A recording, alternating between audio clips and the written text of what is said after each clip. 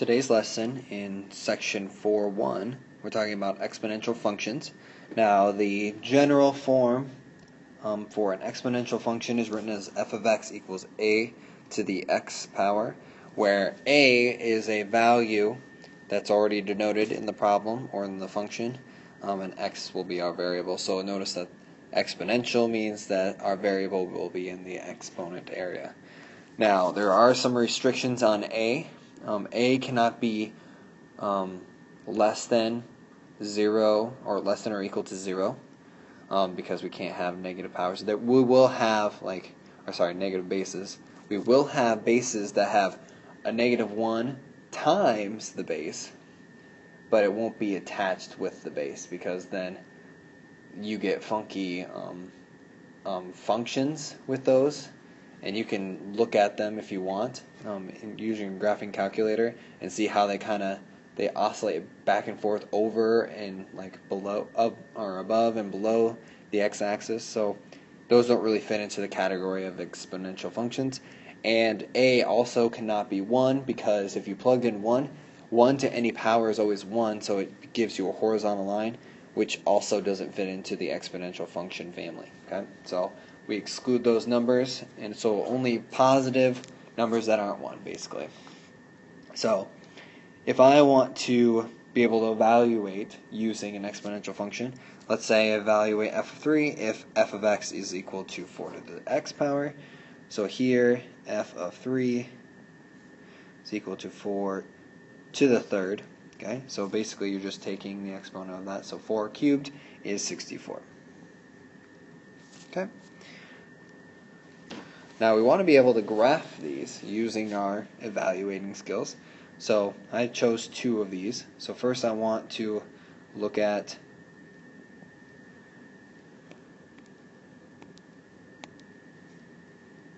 our t-tables and pick some points. Now the nice thing with exponential functions is that you only need 3 points to graph them. And so how I choose the numbers is based on the exponent. Okay, so if I set this equal to 0, that gets me a middle value and gets me kind of what I call the middle of the exponential function. Reason I call it the middle is because it's kind of the turning point between it being almost close to a horizontal line or completely vertical because of the exponentialness of the function. So it's kind of showing you the turning point of all your values, so you kind of get a good picture of what the exponential functions look like. So if I plug in or I set these equal to 0, both of these will start at 0, okay? And then I pick 1 point on each side. So it's usually going to be -1 and 1. And for both of these, it is. Now, if you start having 2x plus 1 or x minus 3 on there, then your middle will change, but the values you get for f of x will kind of look very similar to the ones that we're going to get right now. So if I plug in -1, 0, and 1 into my 3 to the x function, remember that the negative exponent tells you to flip or give yourself the reciprocal. So 3 to the -1st is actually the same thing as 1 over 3. So it's like you're moving the 3 down. 3 to the 0 or anything to the 0 power is always going to be 1. And then 3 to the 1st would be 3. Let's do the same thing with our 1/3. So if I have -1, 0. Okay, so here, flipping 1/3 using the negative exponent gets me actually 3. 1/3 to the 0 power is 1. And then 1/3 to the 1st power gets me 1/3. Okay, so if I wanted to graph this, and I'm going to use different colors just so we can see it better. So let's say I'm going to use green for the 3 to the x one.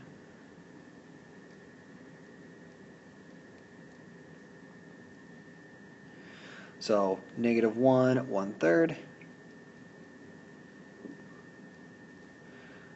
0, 1, and then 1, 3. Okay, so it gets me a function that kind of looks like that.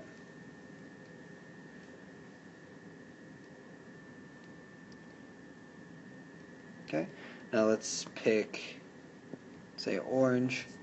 So then for this one, negative 1, 3,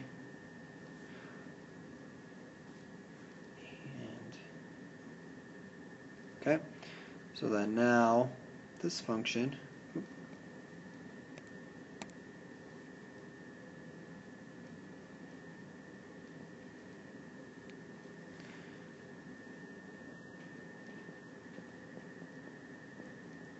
gives me that kind of graph. Okay, so notice that they're kind of opposites of each other. One we would consider growth, which is the green one.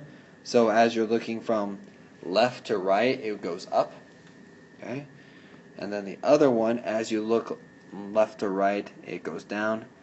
So it's called the decay function, so exponential decay. So now, the reason I graph them this certain way, notice that I didn't cross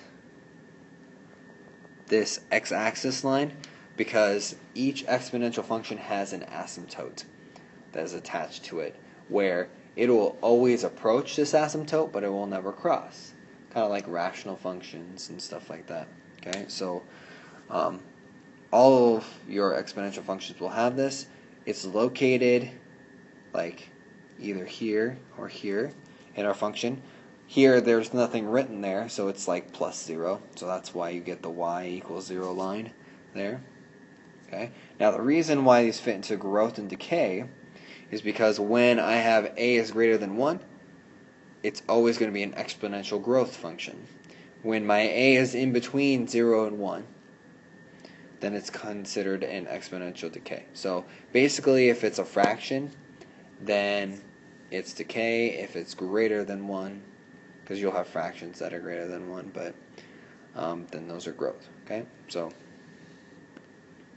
now the last part of this lesson is kind of tying in the exponential function as well, which is called compound interest. Now this is a real life application of these kind of functions, where if you're using a savings account, they kind of use.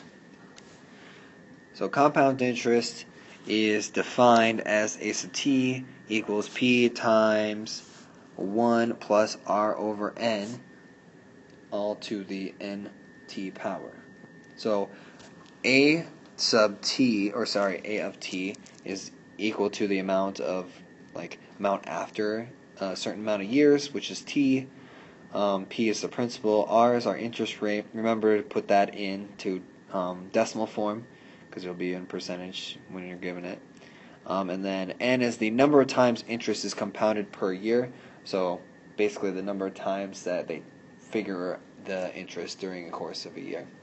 So I wrote down here all the compounding ones that we usually talk. There's more, certainly, but these are the general ones that the books uses. So annual means it compounds once, semi-annual compounds twice, quarterly compounds 4 times, monthly compounds 12 times a year, and then daily is 365 days a year, so once every day. So an example of this is if I invest $1,000 in an account that has an interest rate of 12% per year, which is ungodly, you'll never find that. Find the amount in the account after 5 years when it compounds quarterly. So using my formula,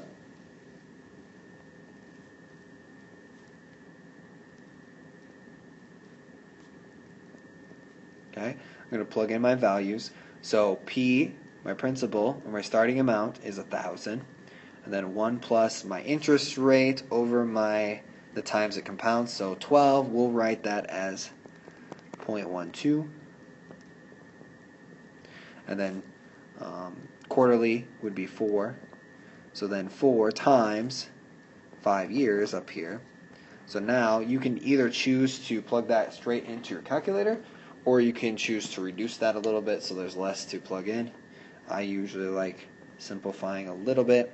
So I'll take the inside 0.12 divided by 4, and then add 1 to that. I get 1.03, and then 4 times 5 would be 20. Okay, so then from there I would have to plug it into my calculator.